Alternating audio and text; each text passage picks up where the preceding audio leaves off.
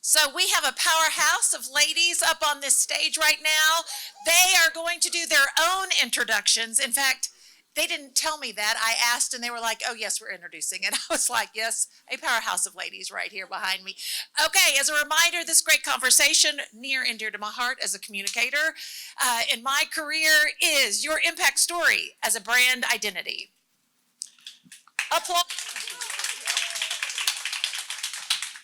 Hi, everybody. Thank you for joining us. Yes, we're going to talk about your impact story as a brand identity. I'm Jessica Kellner. I'm the moderator. I'm one of the co-founders of Bark Media. We're an impact-centered communications agency. We work with all kinds of impact-based organizations, businesses, and nonprofits to tell their story, find their audience, and use storytelling to effectively build engagement and move their audience members from first awareness all the way down to the actions that we're hoping for them to take. And I have an amazing panel with me. Thank you all for being here too, and we'll let everyone introduce themselves briefly. Magda?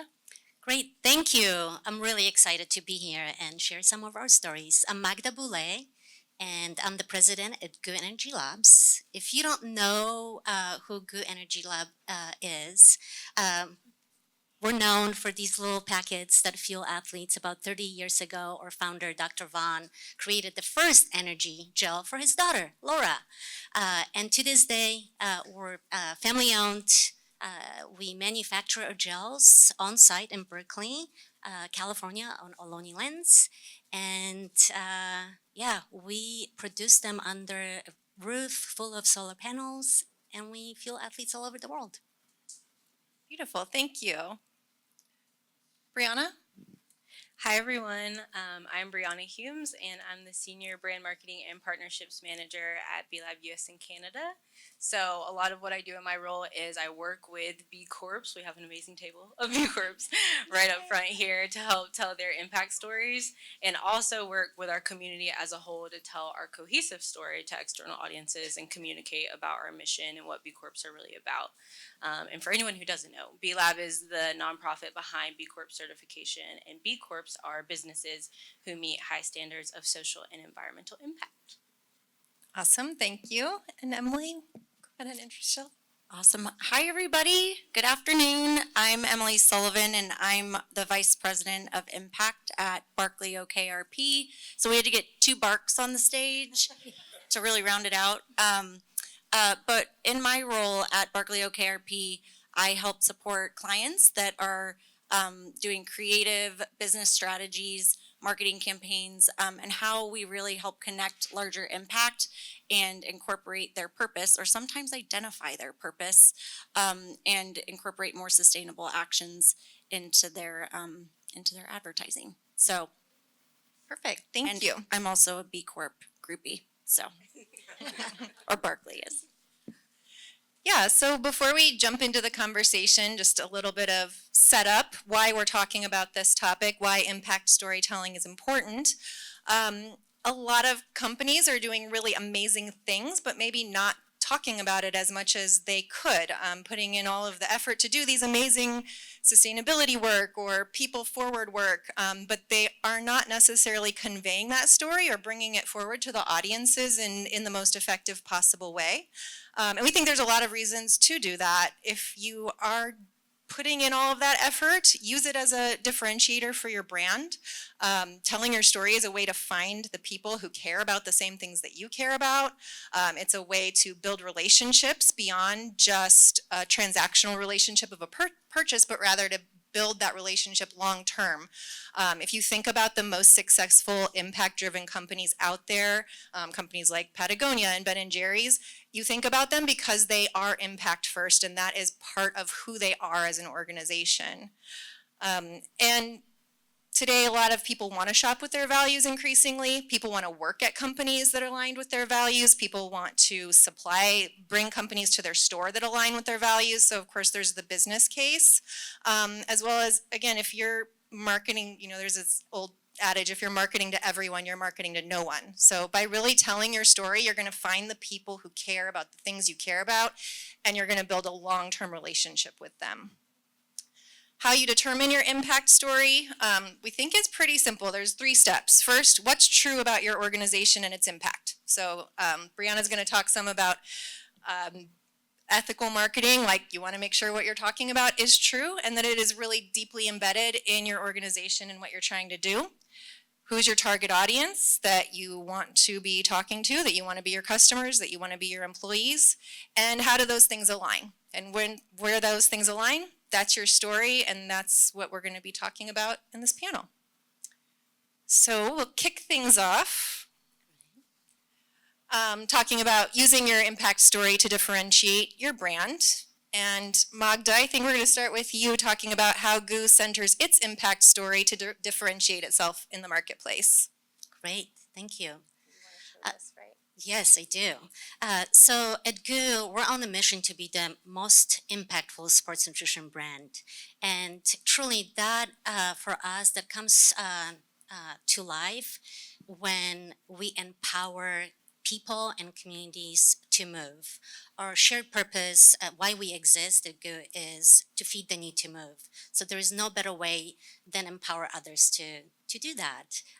And we partner with, this is an example on a screen here with a Challenge Athlete Foundation. So that's one of our impact partners. And we love telling true stories, right? Stories that support organizations that make a difference in the world. And for us, being in the sports nutrition space, it's a crowded space where a lot of consumers might feel cynical about the stories that they're hearing.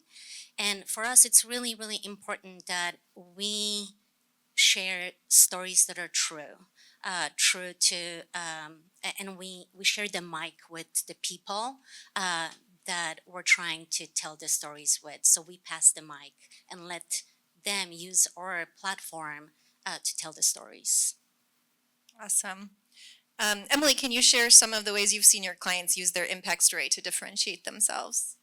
Yeah, so a lot of just building off of what Magda just said, we work with a lot of clients across different sectors, industries, ranging from CPG, healthcare, food, beverage, even education. And a couple things that really cut across all of those as common themes are, like you just shared, always going back and centering everything, all of the stories in your unique purpose. So it provides a platform to really help set you apart, to create a filter, to constantly revisit and refine how these stories are reiterating what you can uniquely bring to the world and what differentiates you.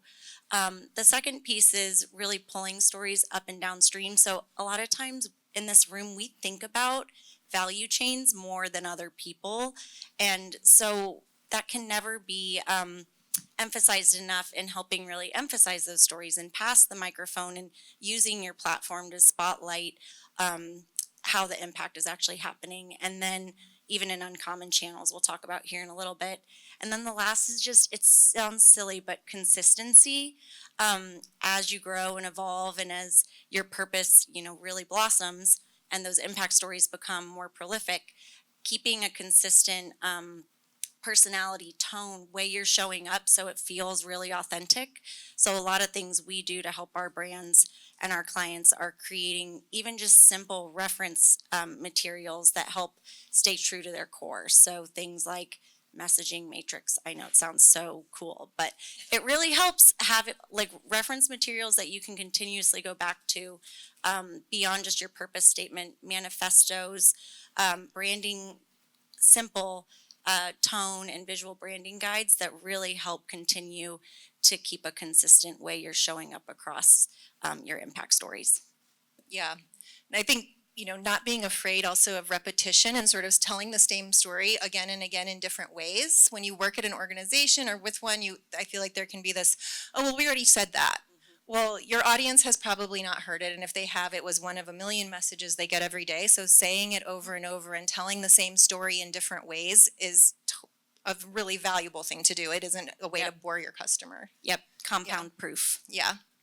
And then Brianna, for anyone that doesn't know, B-Lab recently released a set of new standards in April, and part of the new standards is a really strong emphasis on storytelling, which I think is super cool. And so can you share some of why storytelling is a significant component of the new standards and sort of what led to that being so deeply integrated? Yeah, absolutely. For the B Corps in the room, they may even be tired of hearing about the new standards already, but we're going to keep talking about it. But so the long story short is that we did change our standards recently, and so we released them this past spring. And so we went from a certification process where companies were measured across 5 different areas, and it allowed companies to sort of certify if they excelled in 1 or 2 areas, but maybe they were still building and working towards another area. And so there were like basically a million different ways, right, to become a B Corp. The certification process was still extremely rigorous, and I'm sure many people will tell you time intensive and requires a lot of documents and paperwork. But now we're moving towards this new framework where all companies will be required to meet a minimum set of requirements across 7 different areas. And so we hope with that it's just more consistency about what it means to be a B Corp. And already from like B Lab's side of things on our marketing and comms, we've already noticed like it's so much easier to talk about already because the work that companies are doing is so much more consistent, and we're able to streamline our messaging. And we hope that the same will be true for our companies when they get ready to talk about, you know, when they certify or recertify on the new standards. We hope they feel the same way. And I think Ron mentioned it yesterday, but we're really entering a new area of transparency. And I think that's true of like many companies and many industries. And it's also true of sustainability claims and labels. And so as we enter this new area, like more streamlined and consistent storytelling is more important now than ever. You know, on one end, of course, like growing skepticism about greenwashing and concerns about that definitely come up. And then on the other end, some companies may want to back away from talking about their work and doing storytelling because of concerns around like ESG and things like that. And instead of encouraging B Corps to do that, we're encouraging them to like really lean into their storytelling and messaging. And we hope that the new standards will be a really strong framework to do that. Yeah. And I think it's really interesting that it's part of the collective action work, because storytelling, it's not just a side product. Like if you're having an impact, then telling other people how you're doing that and why you're doing it and what's working and what's not working is also part of expanding that impact. And being leaders as business people in the impact space, like talking about it is part of the work. And if you're not doing that, you're leaving a lot of the value on the table. Yeah, absolutely. Great, thank you. So next we're going to talk about understanding your audience. And this is really the foundation of good storytelling is with your audience. A lot of times companies, you just think in terms of what the company is doing. And so a lot of statements are, our company does this and our company does that. But there are so many messages out there that if you're not aligning with what your company does with a need and value of your audience member, it's not going to resonate. So your audience member needs this or wants to shop from a company that does this or believes in this or this is important to them. Thinking that through and leading your storytelling from that point of view is going to make it much more compelling, and it's going to help you develop the relationship much more quickly. So Magda, we'll start again with you. Mm-hmm. How do you know who your audience is and what they want? And how has impact storytelling helped GOO build your customer relationships and find new customers? Yes, great question. Well, we've been around for 30 years, so we have learned a lot from simply participating at grassroots level in our communities. So showing up, listening, paying attention, and like you said, paying attention to what we're doing well, but also what we're not doing well. So we can double down on, you know, either leaning a little bit further in what we're hearing or pivoting and making some changes. So really paying attention and listening. And this work really, you know, comes to life through our philanthropy work that we do. GOO Gives is our philanthropy program that exists to empower movement amongst diverse and young populations and also protect the places that we play. On a screen, we have an example of a partnership. I like to phrase it as a kind of a multi-layered approach where you get to tell all sorts of story in one place to be even more impactful. So this is a collaboration with RADC, Running Industry Diversity Coalition. They're 1% for the Planet environmental partner for us. We're also 1% for the Planet member. And this collaboration allowed us to leverage our strengths. So launching new flavors, we're really good at it. We've been doing it for 30 years and they're delicious. But after so many years, you continue to search for a higher meaning. So it's not just launching a flavor. Can we do it with a purpose where we leverage the launch of a product with collaboration with a nonprofit that helps us develop a flavor that is meaningful to them, to their communities, and they can own this story together with us. We can amplify the work that they're doing. Proceeds from that flavor can go to the nonprofit to continuing to do the important work that we all are invested in as a collective industry with our partners. And it gives us a lot more meaning for the purpose that we, continue to chase. That's great. Thank you. Emily, how does Barkley OKRP help brands understand how to communicate with their audiences? How have you seen this done really well? What are some common missteps people take? Yep. So, one thing that's one of the most exciting things I think when we first partner on a project or with a client is we really get hyper focused on understanding who we're talking to, right? Because it's really hard to have a conversation that's meaningful if you don't understand who's going to be on the other end of that story and that conversation. So that's often in our world, consumers, we try to understand who we call the modern consumer better than anyone else. So who's shaping culture, society, influencing the way we're seeing things. And so we call that individual for each brand the true believer.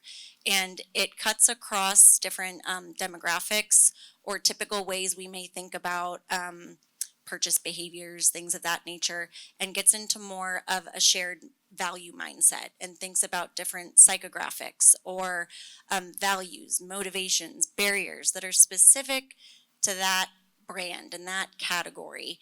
And we use that to help create this larger role that the brand can play in the individual's lives besides the transaction, right? So 2 examples. One being Tony's Chocolonely. We thought a lot about the different psychographics that go within purchasing chocolate and the balance of the ethics, and also for certain retailers, such as Walmart, when they were scaling and growing their purpose in that retailer, other characteristics of that true believer, the sweet-seeking nurturer, were also super creative.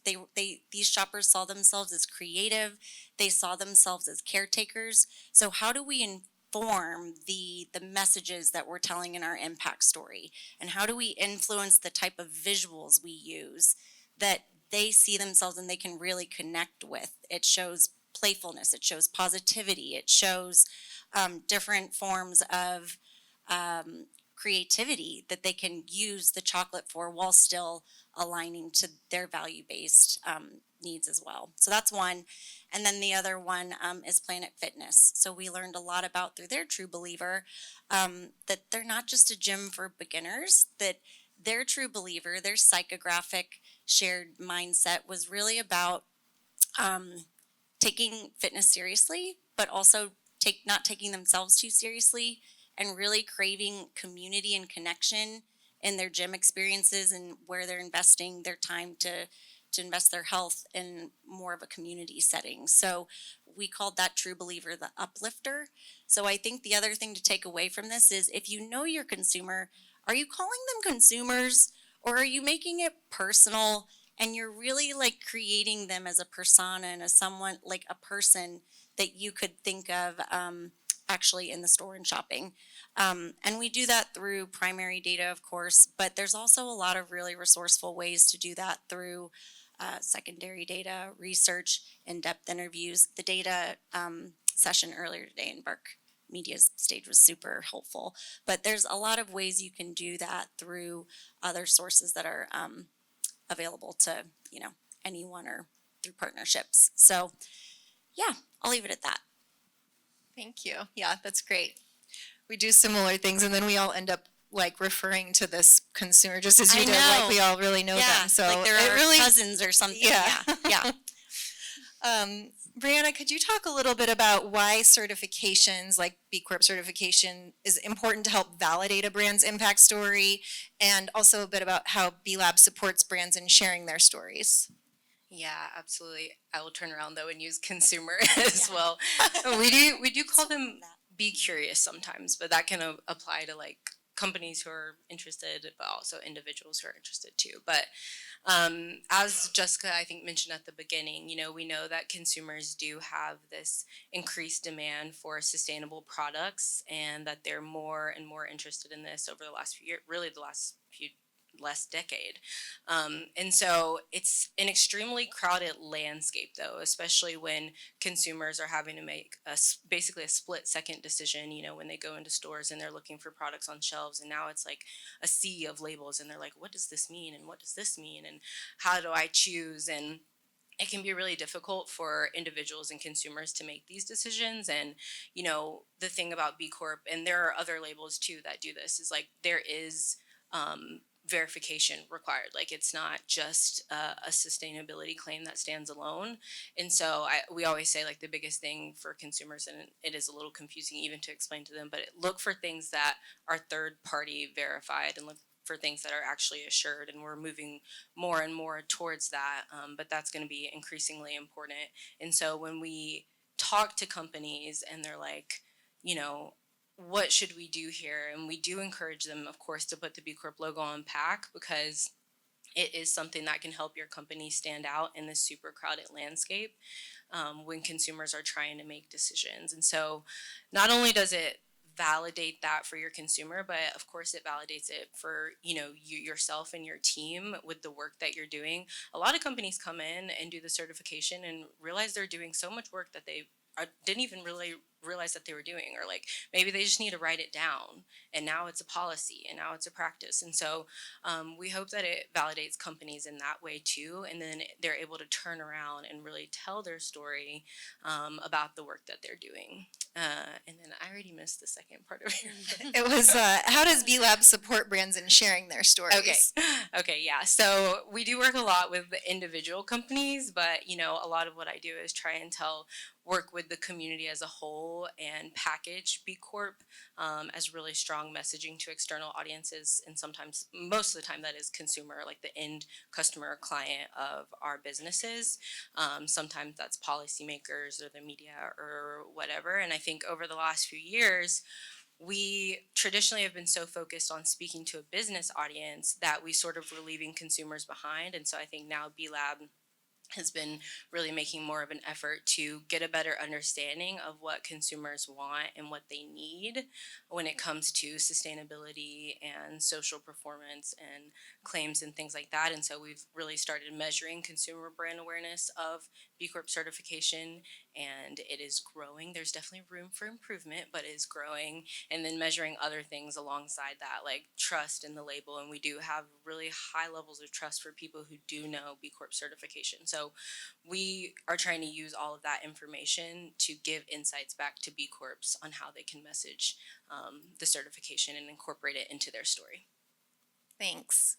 Yeah, one thing I think is really cool about certification labels too is if the certification is really doing a great job of communicating and building awareness like B Lab does, 1% for the planet, then that logo itself almost becomes shorthand for telling a great story. And just by seeing it, I suddenly know all these stories behind this brand in like that one flash moment, because I see that and it tells me a whole story behind the product without having to research it myself. Great. We're going to go on to telling your story and like some examples of what it looks like. So Emily, we'll start here with you again. If you could share, I know you shared a couple, if you have any more examples of how your clients have used storytelling to share their impact in ways that were meaningful, what they looked like, where are they shared, what channels? Yep. So building off of some of the examples, those were more the audience. So from there, it was about where you find the meaningful spaces to really connect with those true believers, those individuals that share that same mindset with your brand. So a couple things that we see in terms of how clients are telling their story. First being they're telling their story through the lens of others. So Magda said this earlier, but they're looking at others to really help spotlight who they're impacting or who's benefiting from the product or service and telling it through that lens so more individuals can see themselves in the benefit of that product. They're also finding uncommon ways to share their story. So with the example of Planet Fitness, once we knew who the uplifter was, of course we went to all of the common expected channels we knew we needed to show up in, from social listening and working with our intelligence and our media teams to know where they're engaging.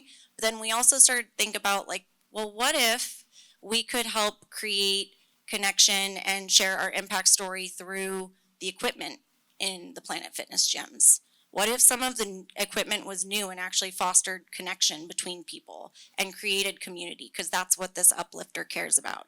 And the signs encouraged that inside the gyms. Or what if we had an ambassador program to really help share the story and provide individual experiences that create that sense of community? Because if it's about connection, Planet Fitness shouldn't be the only one talking about it, right? Or even thinking about some of their give back programs and how we approached their, I always get the S wrong in this, their summer high school pass, which is their outreach program to give free gym memberships to high schoolers during that window where they don't have maybe as much community or access to fitness that they do during the school year, right? And so there are different approaches that we were taking with that under this new audience and storytelling approach of the uplifter. We were able to get 3 million free passes to high schoolers to have a space to really connect and have cardio, but also like have community during a time they might not otherwise. So the storytelling can come through physical spaces. It can come through unexpected things in the physical space or in digital, areas that might not seem as expected, both up and down your value chain. Yeah, absolutely. Thank you. Brianna, can you share a little bit of how you've seen B Corps integrate their impact stories? And also if you could touch on the responsible marketing policy idea and that can how that can help guide the right stories and how to tell them. Yeah, absolutely. It's so hard to choose just like one or two examples of B Corps because I don't have children, but I imagine it's like choosing your favorite child or something. But for these purposes, I do love the question though. But I think one that we reference a lot is Intrepid Travel. And so they're a B Corp travel company and they talk about it all the time, like being a B Corp travel company. They pitch it to the media. They talk to their customers about how to travel with a lower impact and what it means to be a B Corp company. And then I think they do a lot of storytelling with their local tour leaders. I think they've just made it really core to who they are. And I think that's where we really see the success. There's like a million other examples of that in the community, but we see the best success with companies who, and not just about B Corp, but incorporate like impact storytelling throughout their marketing and communications plan like all year round. So not just when you first certify and you announce it and you put out your press release, or not when you're like just doing your annual impact report or something like that. It's when companies really incorporate that messaging and repeat it with their audience over and over again. That's where we really see some of the best examples and some of the best success happen. And then to touch on the responsible marketing policy, it is in this purpose and stakeholder governance impact topic in the new standards, and it basically companies will be required to have a responsible marketing and communications policy in place. And our goal with that really is to encourage companies to be transparent about the work that they're doing, and talk about the work and talk about the positive impact, but also talk about the negative impact too. And just be really honest about it, and not shy away from talking about the journey that you're on as a business. And, we know it can be really intimidating, but I think transparency ultimately will take you a lot further in storytelling. And I think it's a very humanistic characteristic as well, is like people are really compelled by like a journey and progress and like being honest and transparent. And so take your audience like along the journey with you, and just keep communicating with them about your progress. Absolutely. Magda, we'll go to you. Can you share a little bit about what part of your impact story is most compelling, what channels you use, practices or policies you use to ensure transparency at GOO? Yes, it sounds like I'm going to maybe repeat a little bit of what we've been saying, but I feel that we believe that, our impact story is compelling because it's more than a story. It is real action in real life. And like Brianna said, there's so many examples. But bottom line is that, consumers align and trust brands that can put action behind their words, meaningful action. And for us, that shows up, traditional marketing through advertising, showing up, whether it's on social media, and looking for opportunities where we can have conversations, where it's a two-way street. It's also, showing up at events, as a brand that shows up and activates in real life. We show up at events and we get to make these connections. And anytime we can connect on an emotional level, we know that our purpose and our passion is going to be spread so easily to others. The example that I want to use, and I'm going to steal from Jeff from yesterday's opening. Hi, Jeff. This happened this morning. I went for a run. And on my way back, I noticed this beautiful mural next to the square. It's full size, full building mural, very colorful. And it happened to be painted by the person that's holding the GOO packet. And I just, I had tears in my eyes because I'm like, wow, this was really meant to be. So this is a story we were so honored to tell. The person that's holding the GOO packet is Yarika Starfields. He is a beautiful artist and also a runner. And we got to collaborate with one of our important events of the year, where we brought Yarika to a 100-mile race, the oldest race in the country, in the world, 100-mile race called the Western States Endurance Run. And Yarika was the first indigenous runner running that race. And there's only 369 people that get to participate because limitation with permits. So it's really difficult to get in. And we were able to tell Yarika's story with a partnership, again, or nonprofit partner, spotlight partner for this flavor, who's also a 1% for the Planet environmental partner at Rising Hearts, and elevating the stories of indigenous peoples and the importance of protecting the places that we get to play on. So the land is really important, and that story was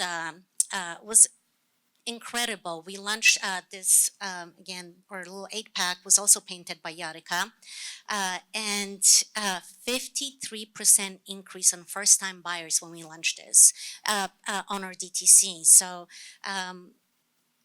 When you tell true stories, or a policy is, tell true stories. It's a privilege to tell them, and share the mic and elevate, the people for the greater purpose. That's so amazing. Okay, our last topic is partnerships and networking. We're running maybe a little tight, but I thought we can spend 3-4 minutes on this, and then we'll still have time for Q&A. So we're just chatting a little bit about sort of how this storytelling is important, not just to consumers. Of course, your audience isn't just your consumers, it's also your employees and your partners and retailers. But Brianna, if you could talk a little bit about why this is important for brands as they're building B2B and supply chain connections.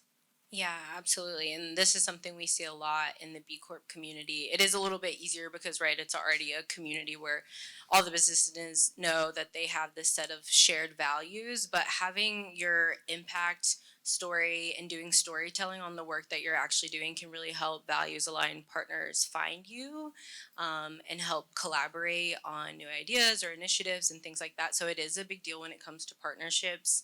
And then of course, when it comes to like in your supply chain, the vendors and things that you're working with, it makes a difference. And when it comes to B Corp certification, like the positive impact that the people in your supply chain make also positively impacts your business, and it helps you on your assessment and things like that. And so we see a lot of this like cross-pollination of ideas happen like through the B Corp community, where people are just really inspired by these stories and then want to turn around and implement the practices and the policies in their own business. So yeah, we definitely recommend sort of leading with that story even beyond a consumer audience.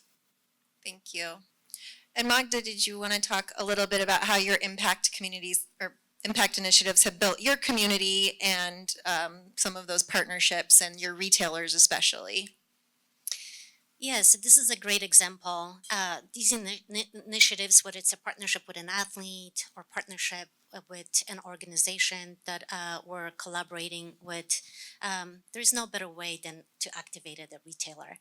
And it all comes to life, especially in real life when there is increasingly siloed digital world happening right now, and loneliness is real. So for us to be able to do this at a retailer and bring those connections all into one place under the same roof, it means a lot.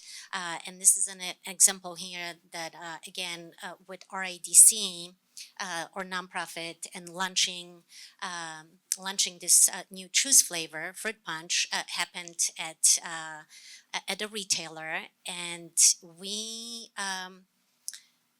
were able to connect with communities that on our own we wouldn't have been able to reach authentically. And I think that really goes a long way when you can do it right. So not only are we benefiting from our brand being seen in a very positive way, we're gaining new people that are coming in, we're learning from them, and it's just an awesome life cycle. Yeah, thank you. Okay, we have just a couple more little quick things and then we'll get to Q&A. On your table, you have a bunch of handouts if you want to grab them. They have a takeaway exercise people can do if you like to kind of think about your storytelling. So you will identify an audience member, write a message for this audience member that you think is important to them, as if they'd have never heard of your brand before. Think about how you would prove this message in terms of facts about your company.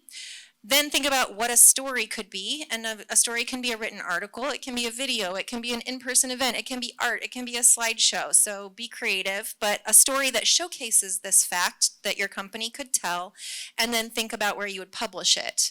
And this is like a very basic exercise, but kind of just start thinking your way through what those stories are and how you can use them to connect. So there's that. And then we have a bunch of resources here if you'd like to contact us. There's a few resources Brianna gave us from B-Lab. All of our emails, we welcome you to reach out to us. And last but not least, we would love for you to sign up for our newsletter. There's a QR code. This is BARC Media's newsletter. We're constantly telling stories of the impact business community and leaders in that community.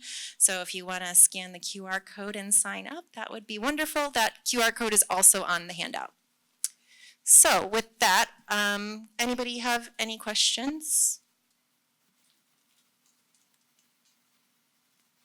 They're already working on their homework. We've covered marketing One-pager. entirely. They're writing impact stories right now.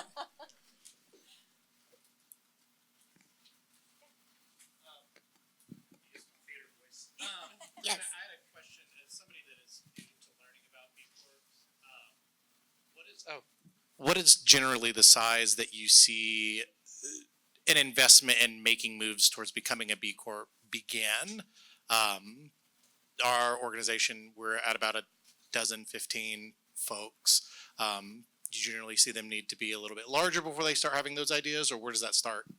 Yeah, we have a full range of companies. We're still small and medium-sized businesses. Actually, I feel like, a lot of people are more familiar with like the big names like the Ben and Jerry's, the Athletas, but we're still really majority small and medium-sized businesses, and companies can certify without workers. So if you're a solopreneur, we have a variety of consultants who are solopreneurs. So there's really no size requirement to become certified.